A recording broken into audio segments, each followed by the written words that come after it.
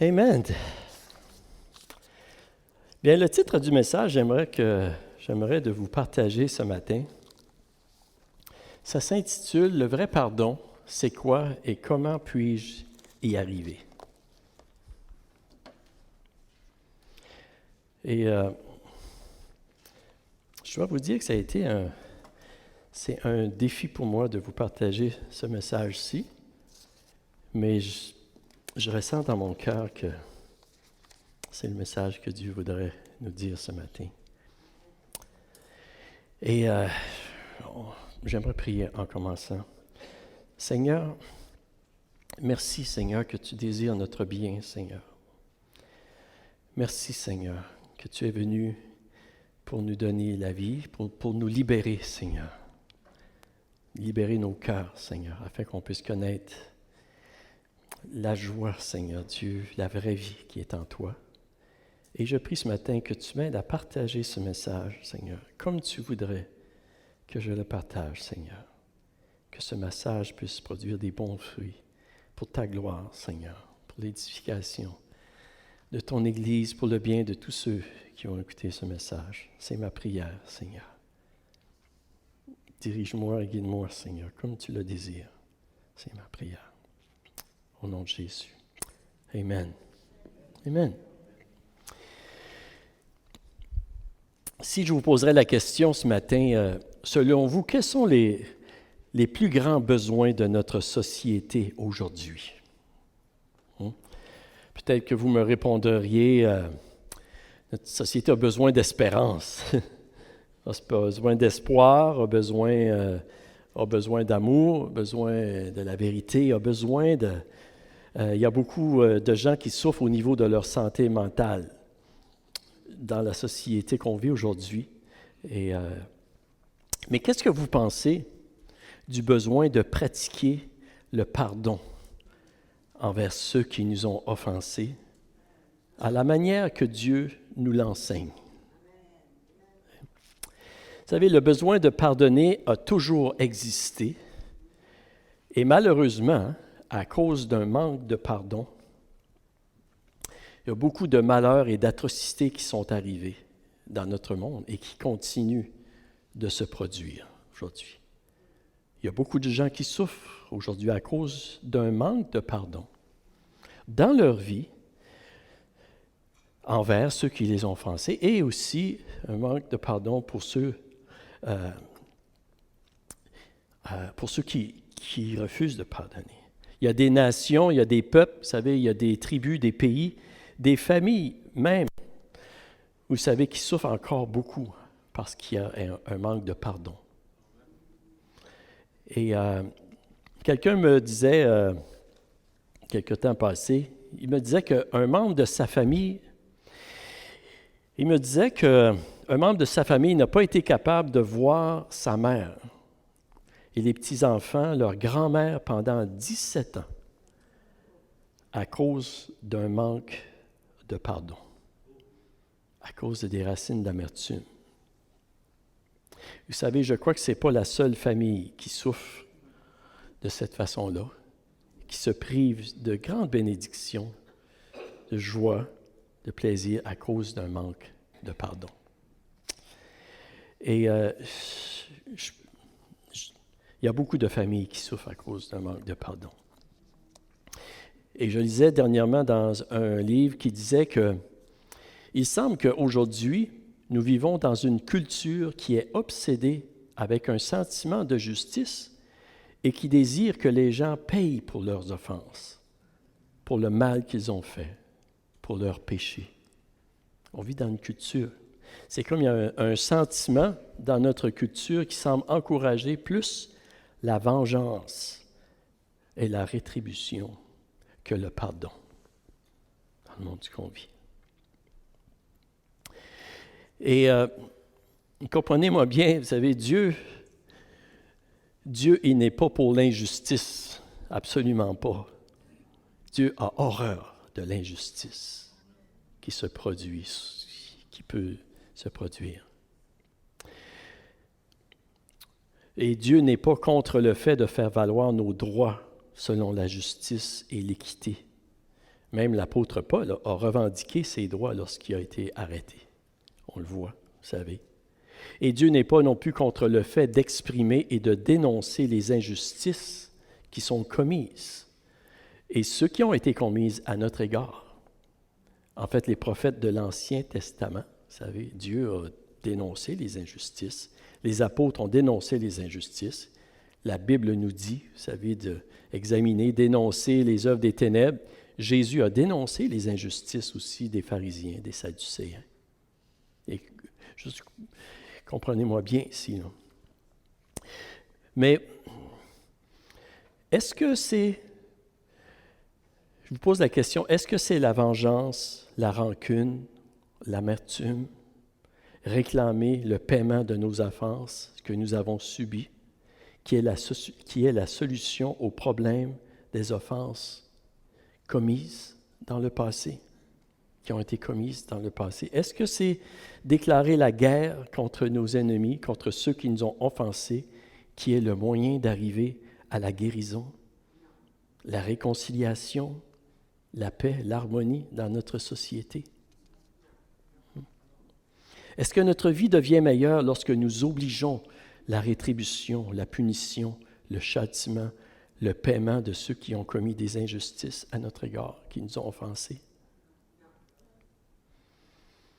Est-ce que c'est à ce moment-là que nous retrouvons la paix? Est-ce que notre monde devient meilleur lorsqu'un groupe de personnes oblige la rétribution, la punition, le châtiment d'un autre groupe de personnes à cause de certaines injustices qui ont été commises à leur égard, sans avoir le désir de pardonner? Ce n'est pas la solution. Vous savez, certains pays qui ont connu des révolutions contre certaines injustices n'ont malheureusement pas arrivé à une meilleure situation, mais simplement à une différente sorte d'injustice, en fait, qui était simplement le sens contraire. Et c'est l'histoire des pays communistes aussi qui ont eu des injustices qui ont été faites dans un sens différent. Et il y a un danger, vous savez, que la victime, lorsque nous sommes victimes, que la victime devienne l'oppresseur si nous négligeons l'importance du pardon. Et la violence continue, en fait, dans un sens contraire. Et c'est très facile de tomber dans ce piège-là. Et c'est pourquoi c'est important, vous savez, c'est important de comprendre l'importance du pardon à laquelle Dieu nous appelle à pardonner. Et c'est quoi le vrai pardon? J'aimerais d'en parler un petit peu ce matin et comment est-ce qu'on peut y arriver. Puis si vous avez votre Bible dans Matthieu 18, j'aimerais de lire quelques versets à partir du verset 21. Matthieu 18, verset 21. En fait, ça dit ceci. Ça dit, « Alors Pierre s'approcha de lui et dit, « Seigneur, combien de fois pardonnerai-je à mon frère lorsqu'il péchera contre moi? Serais-je jusqu'à 7 fois? » Jésus lui dit, « Je ne te dis pas jusqu'à 7 fois, mais jusqu'à 70 fois 7 fois, 70 fois 7 fois. » C'est pourquoi le royaume des cieux est semblable à un roi qui voulut faire rendre compte à ses serviteurs. Quand il se mit à compter, on lui en amena un qui devait 10 000 talents, 10 000 sacs d'argent. Comme il n'avait pas de quoi payer, son maître ordonna qu'il fût vendu, lui, sa femme, ses enfants et tout ce qu'il avait, et que la dette fût acquittée.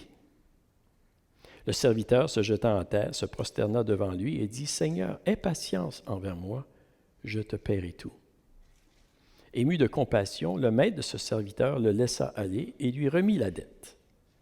Après qu'il fut sorti, ce serviteur rencontra un de ses compagnons qui lui devait 100 deniers.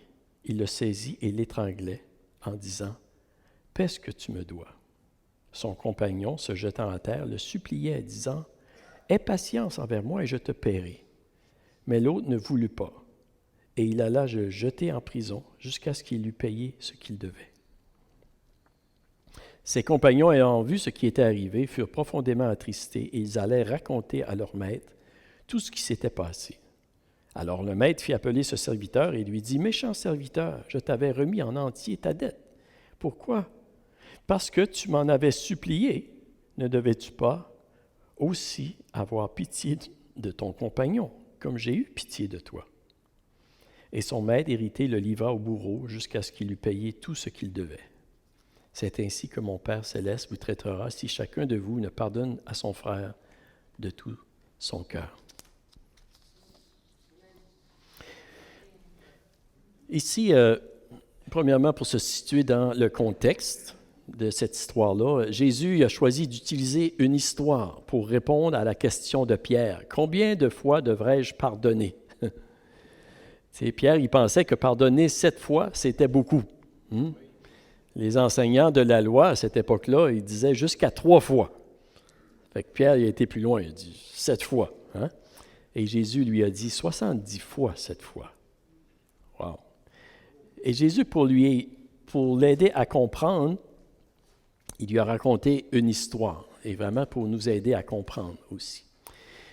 Et l'histoire va comme ça, ce roi-là, c'était l'histoire d'un roi qui voulait régler ses comptes avec ses serviteurs, puis il y en a un qui lui devait 10 000 sacs d'argent, 10 000 talents. Et on dit que c'est environ une somme de 3 millions de journées de travail. C'est une grosse somme d'argent. Évidemment, il n'y avait pas de quoi payer pour la dette. Donc, son maître, il lui a ordonné, il ordonna de le vendre, lui et sa famille. Puis à cette époque-là, celui qui était incapable de rembourser une dette, parfois on l'oblige, il y avait des graves conséquences. Et le créancier pouvait l'obliger avec sa famille de travailler jusqu'au remboursement. Et où il pouvait le mettre en prison ou le vendre comme esclave. Puis si les gens de sa famille ne venaient pas à son secours, il pouvait rester toute sa vie en prison. Ce serviteur-là, qui devait 10 000, il a supplié le maître de le pardonner, d'être patient avec lui. Et le maître, heureusement, qui était bon et qui avait de la compassion, il a décidé de lui remettre la dette et de le laisser partir.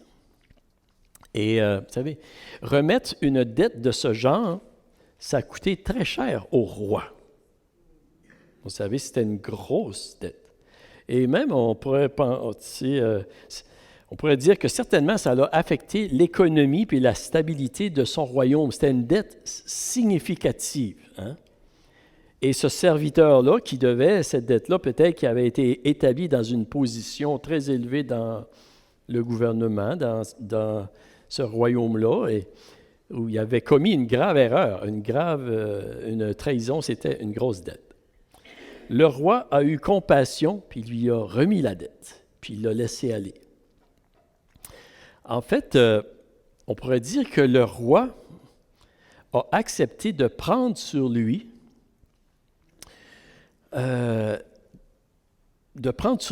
dette de ce serviteur-là, de souffrir le paiement de la dette, de perdre totalement cette somme d'argent en choisissant de pardonner à celui qui lui devait quelque chose.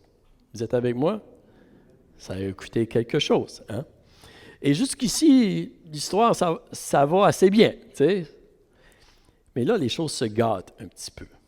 Parce que le serviteur, pardonné, il s'en va. Il est tout content. Hey, il me semble qu'il devait être joyeux. Il devait pardonner. Il avait eu un moyen bon deal.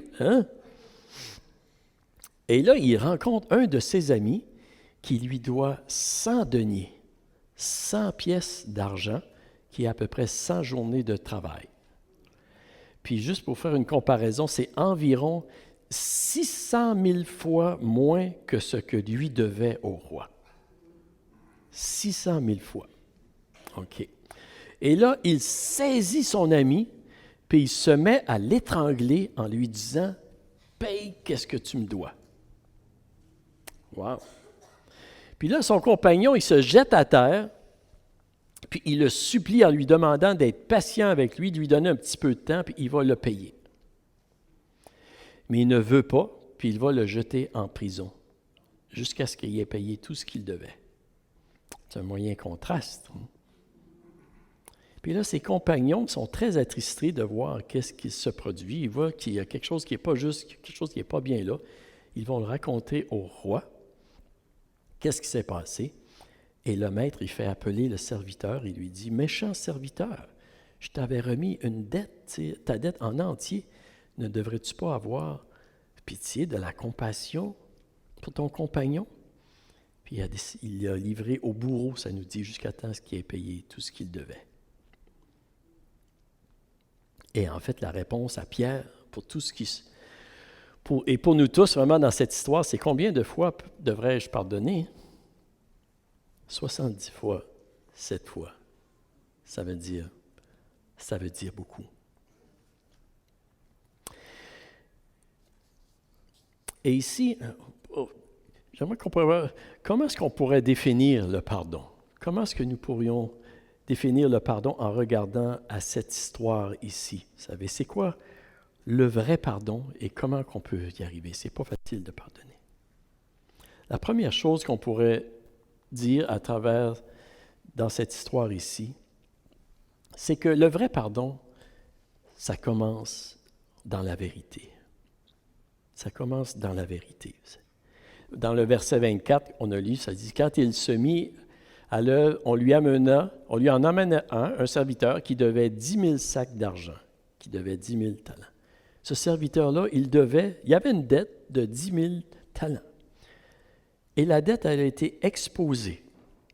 C'est ça qui était, non? Il n'y avait pas d'excuse ou de demi-vérité. Il y avait une dette et une grande dette. Et on ne sait pas comment est-ce qu'il avait amené cette dette-là, ce serviteur-là, sur lui. Il avait soit trahi, peut-être volé ou menti au roi, quoi que ce soit. Mais c'était ça, la dette. La réalité était là. Et on pourrait dire que pour qu'il puisse y avoir un vrai pardon, il doit aussi avoir de la vérité dans la situation. On doit gérer la situation dans la vérité. Ce n'est pas en amenant des excuses, en justifiant ou en camouflant la vérité, mais c'est vraiment en regardant la vérité en face. Et pour qu'une relation soit rétablie, soit bien rétablie, il doit aussi y avoir une véritable communication dans la vérité. Puis c'est pas toujours facile. C'est pas toujours facile. C'est douloureux, cela. Vous savez, avec Dieu, c'est pareil, dans un sens. Il faut être honnête avec Dieu si nous voulons avoir une relation, une vraie relation avec Dieu. Nous devons avoir une relation vraie et authentique avec lui. Et la Bible nous dit, vous savez, dans 1 Jean, ça dit, « Si nous reconnaissons nos péchés, il est fidèle et juste pour nous les pardonner et pour nous purifier de tout mal. Si nous disons que nous n'avons pas péché, nous faisons de Dieu un menteur et sa parole n'est pas en nous. » C'est vrai. Avec Dieu, on doit être vrai. Proverbe 28 dit aussi, au verset 13, « Celui qui cache ses transgressions ne réussira pas, mais on aura compassion de celui qui les reconnaît et les abandonne. » Et lorsque nous parlons, vous savez, du pardon, nous ne parlons pas de nier des offenses qui ont eu lieu. Ce n'est pas ça que nous disons. Nous parlons de l'importance de marcher dans la vérité, dans la lumière, avec Dieu et avec les injustices qui ont eu lieu. Les injustices peut-être que nous avons commises ou qui ont été commises envers nous. Mais c'est là que ça commence pour qu'il puisse avoir un vrai pardon et une vraie réconciliation. Mais il ne faut pas rester là. Il faut aller plus loin. Il y a un autre élément. Parce que si on reste là, on risque vraiment d'être misérable. La deuxième chose qu'on pourrait dire pour définir le vrai pardon se réalise avec la compassion. Il faut qu'il y ait de la compassion. Vous savez, ça nous dit dans l'histoire au verset 27, « Rempli de compassion, le maître de ce serviteur le laissa partir et lui remit la dette. » Rempli de compassion. Ce maître-là, il a eu compassion, il a eu pitié pour son serviteur. Et avoir de la compassion pour quelqu'un qui vous a offensé, vous savez, ça veut dire, en fait, Ça veut dire de rechercher le bien de cette personne. Essayez de se mettre dans la peau de la personne qui vous a offensé. Et c'est pas facile.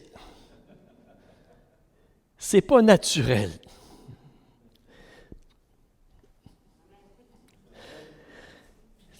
On a vraiment besoin que Dieu vienne nous aider parce que naturellement, là, la chair, là, on voudrait rendre le mal pour le mal. N'est-ce pas? Laisser à nous-mêmes, là, c'est exactement ça. La Bible nous dit de ne pas rendre le mal pour le mal. OK. Pas évident. Notre nature humaine voudrait concentrer seulement sur la méchanceté de la personne qui nous a offensés. Elle voudrait juste aussi concentrer comment est-ce qu'elle mérite de souffrir. Elle aussi, parce que si moi je souffre, tu devrais souffrir. N'est-ce pas? Vous savez, le commandement de l'Ancien Testament, œil pour œil et dent pour dent, n'a pas été donné pour encourager la vengeance, mais plutôt pour limiter la vengeance et l'injustice. C'est pour ça que ça avait été donné. Jésus a clarifié les choses lorsqu'il est venu dans Matthieu 5, dans les Béatitudes. Il nous dit de faire du bien même à nos ennemis. Vous savez. Et le roi ici, dans cette histoire-là, il représente Dieu qui est ému de compassion, vous savez, pour le serviteur. Le roi ici, il ne voit pas seulement cet homme-là comme un méchant, mais aussi comme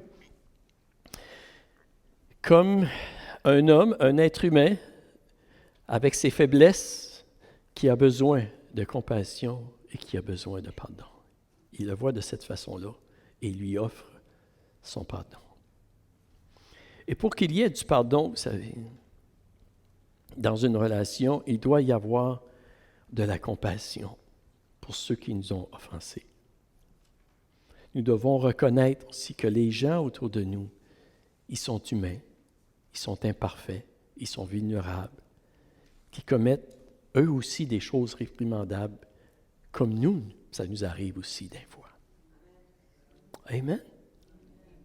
Ils ont aussi besoin de compassion, de grâce et de miséricorde, comme nous en avons besoin. Il faut réaliser ceci. Le vrai pardon, on pourrait dire aussi que c'est accepter de payer une dette. Vous savez, ça dit, rempli de compassion, le maître de ce serviteur le laissa partir et lui remit la dette. Lui remit la dette. Et on pourrait dire ici que c'est vraiment le cœur et l'essence même du pardon, ici, lorsqu'on parle de remettre une dette. Lorsque le roi, il choisit de pardonner son serviteur, il choisit d'absorber sur lui-même la dette de son serviteur. C'est lui qui allait payer la dette. Il choisit de payer la souffrance de l'offense qu'il a subie. C'est comme, vous savez, si vous avez un prêt à la banque ou avec quelqu'un et que vous ne pouvez pas le payer, puis que votre créancier ou la banque vous dit que vous ne lui devez plus rien. Je sais qu'il y a des gens qui aimeraient bien ça ici, hein? À un moment donné, hein? Wow! Ça serait une bonne nouvelle. Mais le point que je veux apporter ici, c'est que si votre créancier fait ceci, c'est lui qui vient de perdre 5 000 $, disons par exemple, il faut qu'il paye 5 000 $. Hein? Lorsque nous choisissons de pardonner une offense, nous choisissons de payer le prix de la souffrance que cette offense nous a causée. C'est ça que nous acceptons de faire. C'est pour ça que c'est comme payer une dette. Vous savez, Dieu a choisi de nous pardonner. Hein? Dans son amour, il a choisi de nous pardonner. Jésus a payé le prix à la croix pour que nous soyons pardonnés, réconciliés avec lui. Donc, lorsque nous choisissons de pardonner, nous choisissons de de payer la dette, si vous voulez, de payer une dette, de subir en fait une souffrance sans en faire payer celui qui l'a commise. Nous refusons de faire payer la personne pour le mal qu'elle nous a fait. C'est pas facile. La tentation est forte de faire payer pour le mal qu'on a commis. Vous êtes avec moi ce matin? OK. C'est pas facile. C'est très douloureux. Et c'est coûteux. Vous savez, il y a certaines personnes qui pensent qu'en demeurant rancuniers et en choisissant de ne pas pardonner, ils font payer à ceux qui les ont offensés leur offense. Hein? Mais la réalité, là, c'est qu'ils laissent à ceux qui les ont offensés le pouvoir de continuer à les blesser, à les tenir en prison, à les contrôler. Il y a quelqu'un qui a dit de ne pas pardonner, c'est comme boire son propre poison en pensant que nous sommes en train de donner du poison à notre ennemi.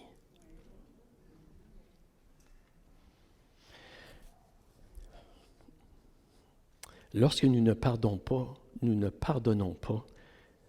c'est pas les autres personnes que nous punissons, mais c'est nous que nous punissons, que nous gardons en prison.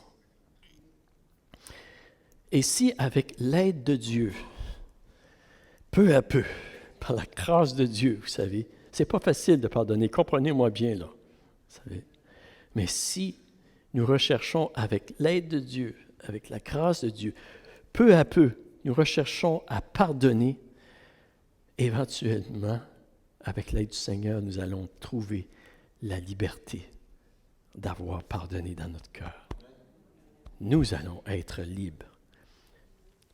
Même si les gens choisissent de ne pas nous pardonner, on aimerait certainement que ça arrive. Mais même si les gens ne choisissent pas de nous pardonner, nous pouvons trouver la liberté. La Bible nous dit d'être en paix avec tout le monde autant que cela dépend de nous. Ce n'est pas un processus qui est facile, vous savez, et c'est un processus qui demande du temps, c'est certainement. Mais c'est le seul moyen d'arriver à la guérison de notre cœur, à une vraie réconciliation. Si les gens veulent nous pardonner, s'ils veulent se réconcilier avec nous. Le vrai pardon, c'est accepter de payer une dette. Et la dernière chose ici, je veux voir concernant ça, le vrai pardon, c'est laisser aller la personne qui nous a offensés. Ça nous dit, comme on lit dans le verset 27, « Rempli de compassion, le maître de ce serviteur le laissa partir et lui remit la dette. » Il lui remit la dette. Finalement, le roi l'a laissé aller, son serviteur. Ne lui devait plus rien. Il l'a laissé partir. Et en fait, ça veut dire que pour le roi, lui, la relation, elle était restaurée. Il n'avait plus de corde attachée. No string attached. No string on dit en anglais, parce que je trouve ça, tu ne me dois plus rien. Ça, c'est le vrai pardon, lorsqu'il n'y a plus de corde attachée. Et le serviteur, il n'avait plus de dette, il était libre. Il était libéré, vous savez. C'est merveilleux. C'est vraiment merveilleux ici. Mais il y a une chose importante ici que je veux qu'on puisse saisir, vous savez. C'est que le but de l'histoire ici, vous savez, de cette histoire-là, et nous allons continuer un petit peu, mais il ne faut pas aller trop loin dans l'interprétation ici. Et ce que je veux dire, c'est que parfois, vous savez, il y a des situations, même en pardonnant, lorsqu'on choisit de pardonner, il doit y avoir encore une restitution de certaines choses. Il doit avoir, vous savez, une redevabilité, même si on choisit de pardonner. Pardonner, ça ne veut pas dire d'être naïf. Ça ne veut pas dire d'être insensé ou stupide et se rendre vulnérable. Êtes-vous avec moi ce matin? Vous savez, dans notre cœur, oui, nous laissons aller la personne, mais ça ne veut pas dire qu'il y a des choses qui ont besoin d'être faites. Je prends, par exemple, vous savez, ce n'est pas parce que je pardonne à quelqu'un qui a volé mon auto que je ne lui demande pas de retourner mon auto. Vous me comprenez? Ou ce n'est pas parce que quelqu'un a pris mon auto et qu'il a tout brisé et démoli, tu sais, que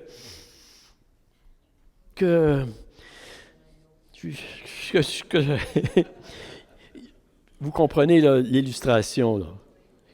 Qu'est-ce que je veux dire? Puis c'est important, vous savez, de saisir ceci lorsqu'on nous parlons du pardon, vous savez. Il faut comprendre que le pardon et la justice vont main dans la main.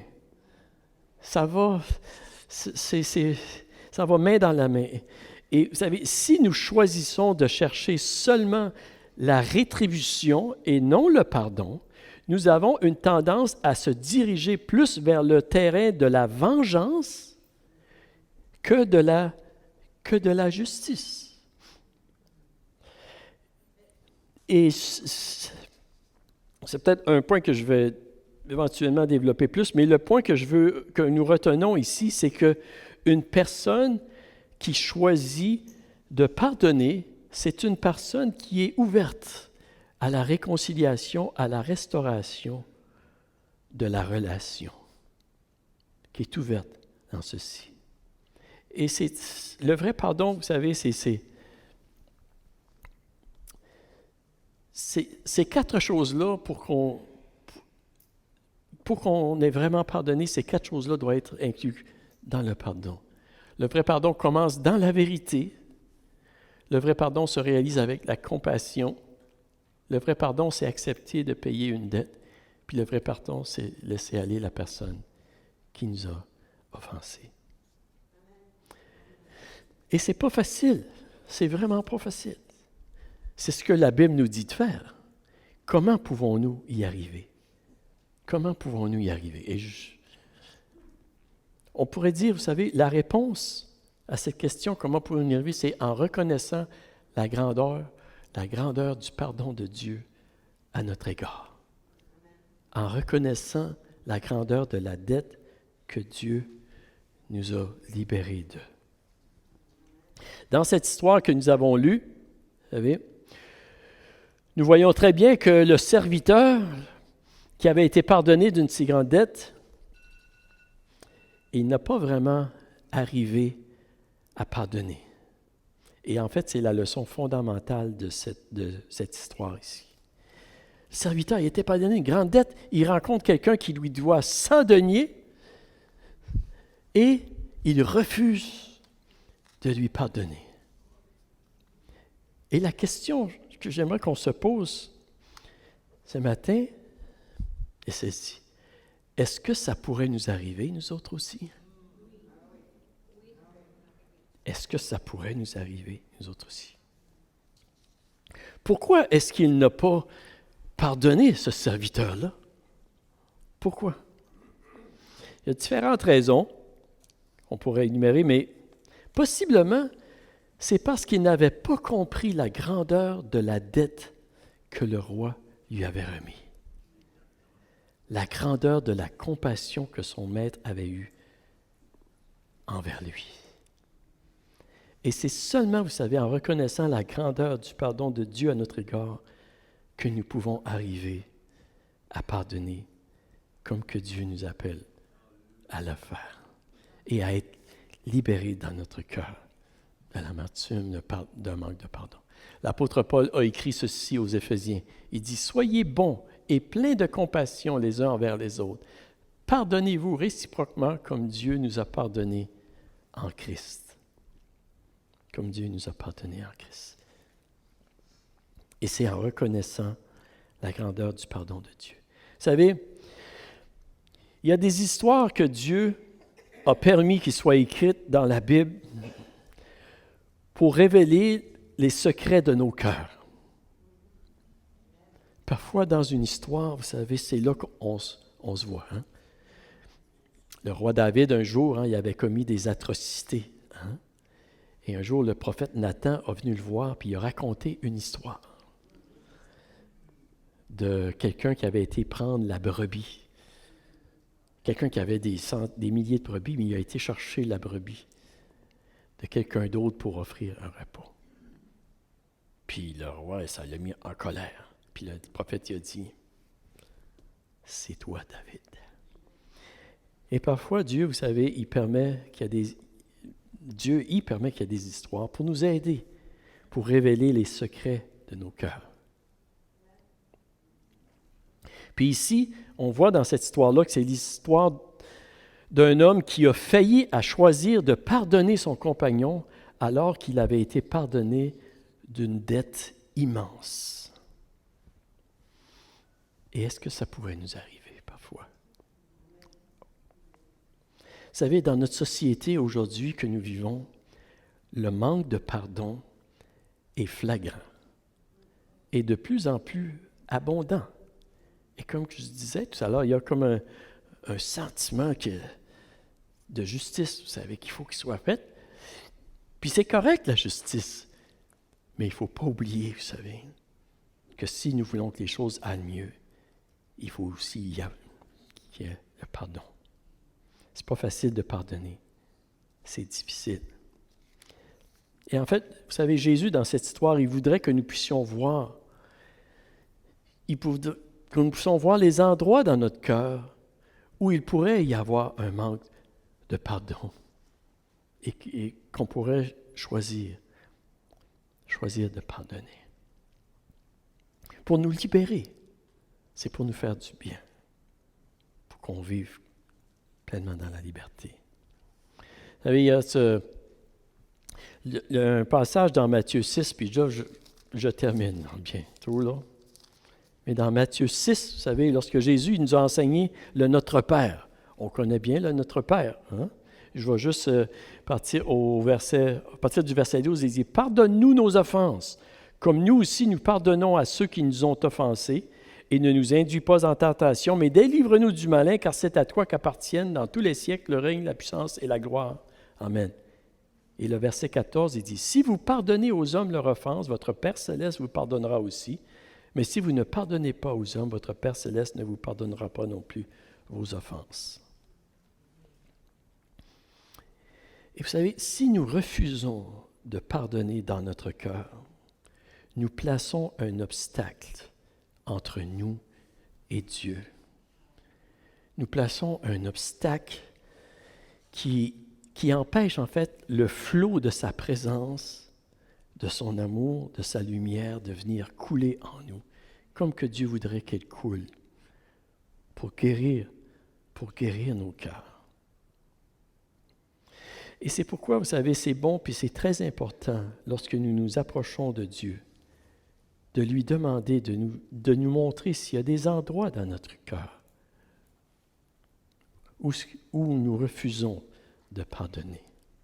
Êtes-vous avec moi ce matin? Est-ce qu'il y a des endroits, Seigneur? Et vous savez, ça ne veut pas dire, et c'est délicat ici, ce message-ci, là. Ça ne veut pas dire, vous savez, que nous laissons les gens profiter de nous. Ça ne veut pas dire qu'on laisse les injustices faire. C'est pas ça que ça veut dire, là, ici.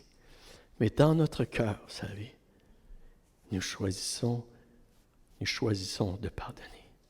Dans notre société aujourd'hui, souvent, vous savez, il y a une crainte de pardonner. On dit une crainte de pardonner parce qu'on pense que si nous pardonnons, nous allons encourager le mal et nous allons laisser... c'est comme une permission que les injustices continuent de se produire. Êtes-vous avec moi? Mais ce n'est pas le cas, vous savez. Et c'est pour ça que c'est important de bien comprendre. Pardon, mais dans notre cœur, c'est important que nous recherchions de pardonner afin que Dieu puisse nous guérir, puis qu'il puisse nous conduire aussi. Puis Dieu va le faire. Dieu va le faire. Comme enfant de Dieu, chacun de nous, on a besoin. Et on ne peut pas le faire tout seul, par nous-mêmes. Mais c'est disant, oui Seigneur, aide-moi Seigneur, donne-moi la grâce d'être capable de pardonner. Aide-moi, Seigneur. Dieu va le faire.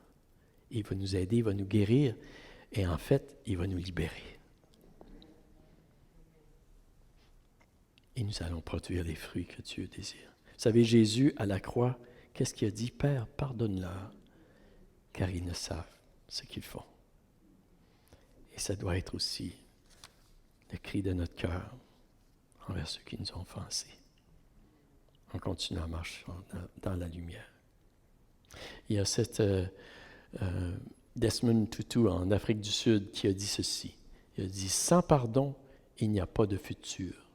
Sinon, le cycle de la violence continue. Il est possible de poursuivre le pardon et la justice en même temps. » Et Dieu nous appelle comme enfants de Dieu à être la lumière dans ce monde et à poursuivre le pardon et la justice. Jésus a dit ceci, pardonne-leur car ils ne savent ce qu'ils font. Est-ce qu'on pourrait se lever debout ensemble ce matin? Et j'aimerais qu'on pourrait prier ensemble.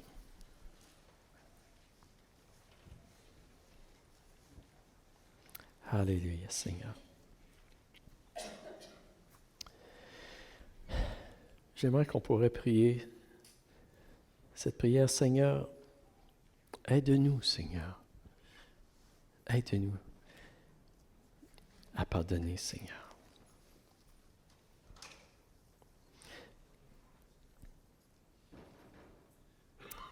Alléluia, Jésus. J'aimerais ce matin, moi qu'on garde les yeux fermés, simplement. Mais alors, je vois qu'on... Oui, de prier cette prière, Seigneur, nous aide à pardonner. S'il y a quelqu'un dans ce lieu ce matin qui veut dire, oui, Seigneur, aide-moi, Seigneur. Aide-moi à pardonner, Seigneur. Aide-moi à pardonner, Seigneur. Fais-moi connaître la grandeur de ton pardon, puis donne-moi la grâce, l'amour, afin que mon cœur soit libre de toute amertume, de toute rancune.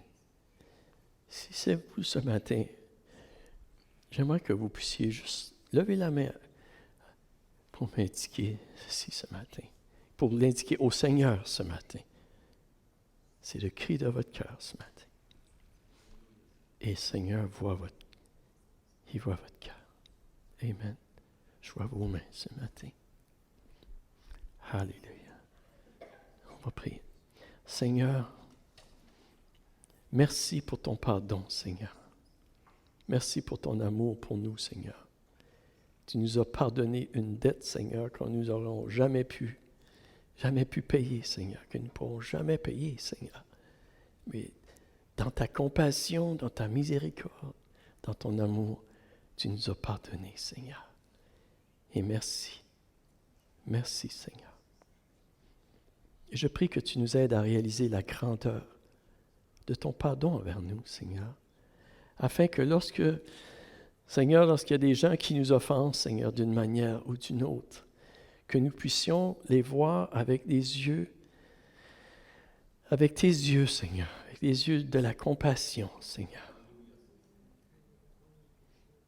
Et qu'au plus profond de notre cœur, Seigneur, notre désir soit ne pas de rendre le mal pour le mal, mais que notre désir soit de pardonner, notre désir soit de rechercher le bien de cette personne, Seigneur Dieu. Je te le demande, Seigneur. Et tous ceux, mes frères et mes sœurs ici, Seigneur, tu vois, Seigneur Dieu, leur prière. Viens, Seigneur. Viens les aider. Viens nous aider, Seigneur, à marcher dans l'amour, dans le pardon, dans la droiture, dans la justice, Seigneur. Et avec le pardon au plus profond de nos cœurs.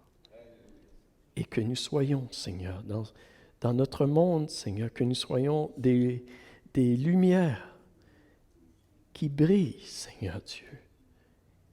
Qui brillent, Seigneur, en démontrant ton amour, ton pardon, ta grâce, tout en marchant dans la justice et la droiture et la vérité. Je prie, Seigneur. Je prie qu'il y a des cœurs ici, Seigneur, qui sont des cœurs qui ont été blessés, Seigneur, qui ont été meurtris, Seigneur, à cause de des choses. Je prie, Seigneur, que tu aides ces personnes à venir à toi, à déposer toutes leurs fardeaux, leurs soucis, leurs amertumes, leurs blessures à tes pieds, Seigneur, et à recevoir ton amour et ta grâce, Seigneur, pour pardonner, Seigneur, afin que leur cœur soit libéré. C'est ma prière, Seigneur. Merci. Merci, Seigneur Dieu. Merci, Seigneur. Merci pour chaque personne. Je te demande je prie ta bénédiction sur chacun et chacune ce matin dans ce lieu. Merci, Père. Dans le nom de Jésus, je prie. Amen. Amen. Amen. Amen. Merci. Que Dieu vous bénisse abondamment. Passez une bonne semaine. Et n'oubliez pas, on a une rencontre pour l'école du dimanche ce matin.